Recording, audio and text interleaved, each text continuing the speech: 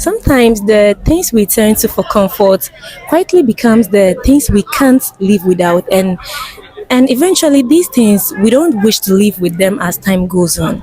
Hello everyone and welcome to the Say It All Talk Show. My name is Isabella and today we'll be having real life conversations about drug abuse.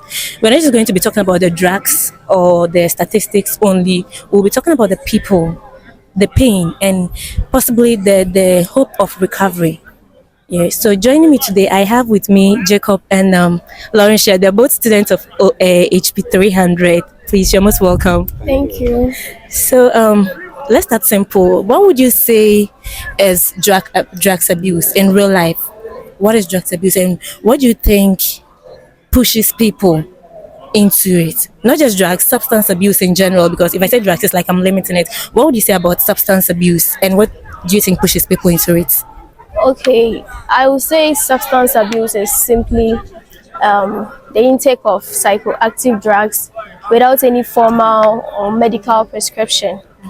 And then substance abuse is kind of before you realize you're already into it. Really? Yeah. Oh, okay. So Before there you was a start realize- point. No. Oh, okay. You see, some people usually take them as a way of relieving pain, not for any serious medical treatment. Yeah, they don't intend to go that No, far. you don't intend Oh, okay. to, but before you realize you're already an addict. Oh, And then okay. coming out is kind of a problem.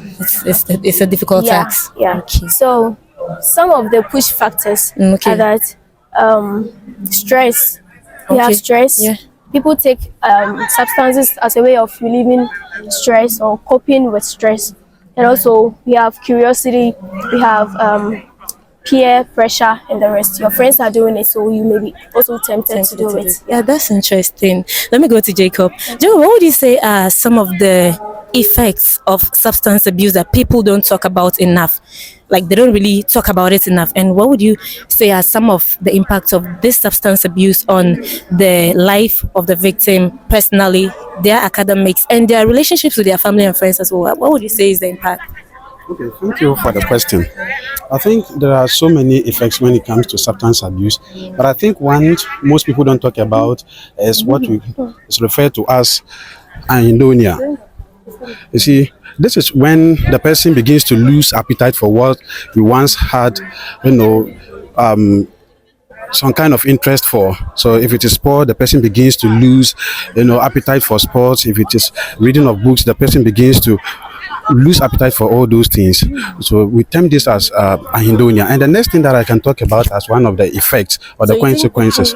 you think people usually don't focus on the loss of interest of the victims in some of the things they used to love doing? Yes, I think so. I think a lot of people, sometimes we don't observe our friends well. Sometimes, yeah, our friends begin to lose interest for so many things and we don't even realize them. Sometimes those people were going to, sports, they were involved in so many things and so many activities. You just see them beginning to lose appetite for They withdraw. those things. Yes. Okay. And the next effect that I can talk about is what we termed as financial leakage.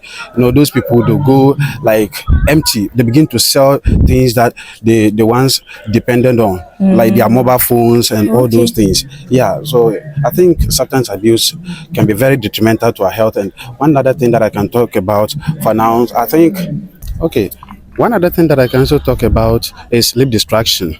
You see, people who normally involved in substance abuse, they find it difficult sleeping, they have insomnia, and sometimes they look moody, and this moodiness lead them into their sleep and they feel uncomfortable sleeping at night. So I think Okay. substance abuse is very detrimental to our health, and the better we do, and we need to do something I about think these it. are some of the mild factors, the impacts that people usually overlook. Yes, people usually overlook these signs, but they are very serious. And we need to take them seriously. So, is recovery possible?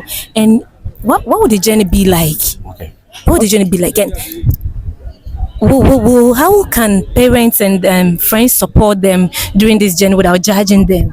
Okay, so the first question is recovery possible? Possible, Yes, it's possible.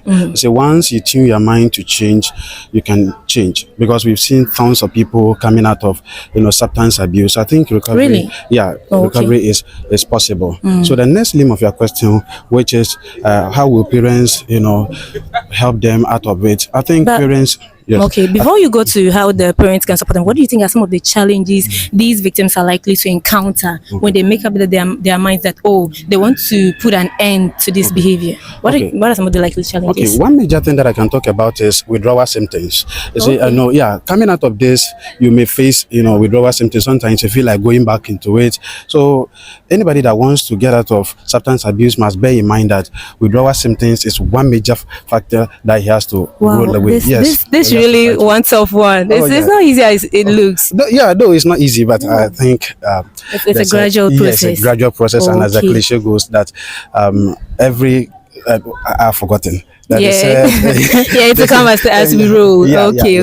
So I think Well, so. at least we are glad to know there is hope for someone that is already into it and Yes, that yes, recovery is yes, possible. Now, let me go to Lawrence here. Do you what advice would you give to someone who is currently struggling with some substance abuse? There are some people they defaulted. They'll be like, "Oh, I'm going to put an end to it today. I'm going to pause." Maybe they will come clean for 2 months and then they'll default. They'll get back into it. So, someone that is currently struggling, what would you tell them with substance abuse? What's your advice to them, basically? Okay, what I would say is that currently, if you are struggling with substance abuse, you are not in control of yourself right now. Okay. But I can assure you that it is possible if only you make up your mind that you want to change. So, it's It is- actually the mindset. You have to tune your yes, mindset. you have to change Okay. your mindset that you really want to change it. And if you make it that way, it's possible you can change. Yeah. And then one thing is that changing is not a simple thing. You Okay. cannot just change at a spot, but with time you can achieve that. Really? Okay. Well, there you have it, folks. It's been a wonderful conversation. As you've heard, substance abuse is real. Yes, people are into it. But, just like we said earlier, behind every addiction, there is a story. Some people go into it as a way of coping with stress, others to just for the pleasure, and others to just out of curiosity. But just like you rightfully heard, there is hope. There is chances of recovery. You just have to tune your mind to it. I must give a kudos to the health promotion officers because it's not really easy. Behavior change, it's actually a tough one. Imagine having to assist someone out of this. It takes time. So, okay, thank you very much for being here. It's been a wonderful show. This is Say It All Talk Show, and my name was Isabella, and I'll be signing out. See you soon.